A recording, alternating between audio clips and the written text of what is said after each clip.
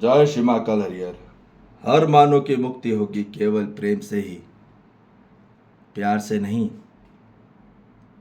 ये हमको क्लियर पता चल जाए, क्योंकि जब प्रेम दुनिया का, इस ब्रह्मांड का सबसे बड़ा मूल तत्व है प्रेम, और प्रेम ही सत्य है।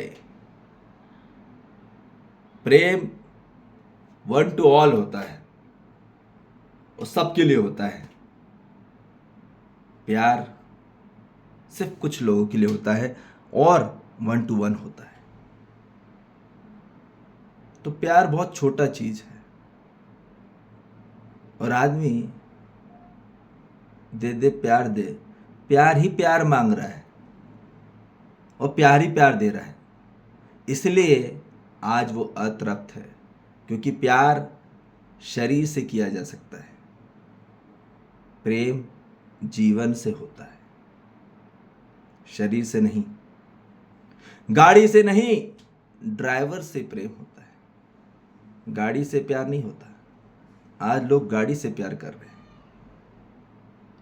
ड्राइवर से प्रेम नहीं कर पा रहे, ड्राइवर से प्रेम नहीं कर पा रहे। जीवन जो है, अंदर का जो जीवन है, जिस दिन जीवन निकल जाता है तो फिर शरीर से प्यार रहता है? नहीं रहता। क्योंकि जब तक जीवन है तब तक आंतरिक में, तभी बाहर से प्यार हो सकता है। तो प्यार आता भी है क्योंकि जीवन है, इसलिए प्यार होता है। जीवन नहीं रहेगा तो प्यार रहेगा ही नहीं। उससे तुरंत जलाने को बोल देंगे हम अपने लोगों को, ठीक है। तो जब तक जीवन है तब तक प्यार की रोशनी आती है, पर प्रेम प्रकाश है। समझ में आ रही बात? तो प्रेम में आदमी सिर्फ देता है, मानव सिर्फ वन टू ऑल में हो जाता है, सबको देना चाहेगा। ऐसे नहीं कि अपनों को ही देना चाहे, ठीक है, सबको। Everybody is this earth. कोई भी जात का हो, कोई भी मानव हो, कोई भी जीव जंतु हो, वनस्पति हो, खनिज हो, कोई भी हो, पदार्थ हो, मानव संसार हो, जीव संसार हो, वनस्पति संसार हो, किसी के प्रति विरोध नहीं है। विरोध मुक्त हो जाना, स्नेह तत्व में आ जाना, संपूर्ण अपने आप में विश्वास होना, सम्मान होना।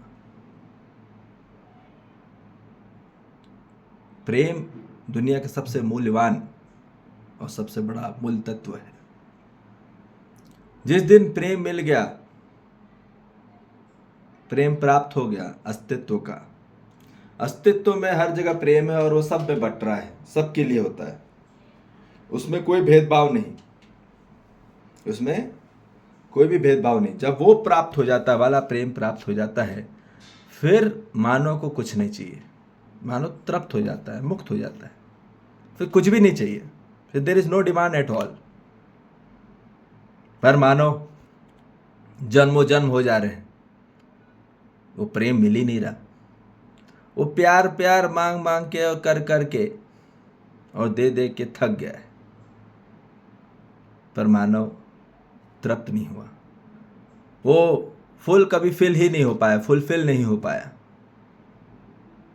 वो फुल कभी कब फिल होगा?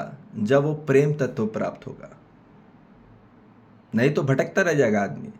कितने शरीरों के साथ आदमी संबंध बना ले, वो संबंध नहीं होता, वो सिर्फ बंधन रह जाता है। क्योंकि प्यार में परतंत्रता होती है, गुलामी बन जाता है। प्यार में मानो गुलाम ही बनता है, आजाद नहीं होता। आजाद केवल प्रेम में होता है, और प्रेम में ही मानो स्वतंत्र होता है, और प्रेम में ही संबंध होता है। एक्चुअली जो संबंध होता है प्रेम में ही होता है। नहीं तो प्यार का हम कितना भी भारी रूप में बंधन बना के रख रहे हैं, उससे कोई मतलब नहीं, उसमें कोई तृप्त नहीं हो पा रहा, उसमें कोई मुक्त नहीं हो रहा, न करने वाला, न लेने वाला, न देखने वाला, तीनों। ना देखने वाला, न करने वाला, ना मांगने वाला, कोई भी इसमें तृप्त नहीं हो रहा। हाँ, पर प्रेम जिस दिन भी प्राप्त हो जाएगा तो 1 to all होगा, 1 to 1 नहीं होगा। प्यार में आदमी 1 to 1 प्यार होता है, एक दूसरे के लिए होता है,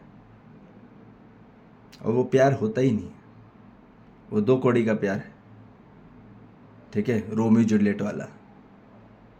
और हम दो, हमारे दो, वो भी प्यार ही है, वो प्रेम नहीं है। यदि मैं अपने परिवार से प्यार करूं और अपने जितने भी सगे संबंधियों से प्यार करूं, वो प्यार होगा, प्रेम नहीं है। प्रेम होगा तो सबके साथ होगा, समग्र के साथ। तो प्रेम में मानव आजाद होता है, ठीक। तो प्यार में सिर्फ गुलामी बन जाता है, और यही पूरी हालत हो रही पूरी मानव जाति की।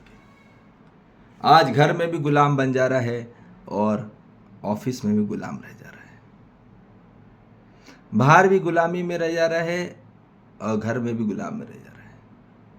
तो अब न घर का है न घाट का। तो मानव को इसलिए प्रेम प्राप्त होगा केवल और केवल जागृति प्राप्त करके। जब मानव की चेतना जागृत होगी तभी उसको प्रेम प्राप्त होगा। बुद्धि जागृत होने के बाद ही वो प्रेम के प्रकाश को जान पाएगा, प्रेम के आनंद को प्राप्त कर पाएगा, तभी वो असली प्रेमानंद में होगा। सिर्फ नाम से प्रेमानंद होने से नहीं होने वाला। असली जो प्रेम में जो आनंद है वो तभी प्राप्त होता है जब मानव की बुद्धि जागृत होती है। मानव जब जागृत होगा तभी वो असली प्रेम को प्राप्त कर पाएगा। भले नहीं तो कितने भी प्रेम और आनंद नाम है, उससे कुछ मतलब नहीं है, क्योंकि अर्थ जाने नहीं है, ठीक है। क्या अर्थ होता है प्रेम का, अर्थ क्या होता है, प्यार का अर्थ क्या होता है।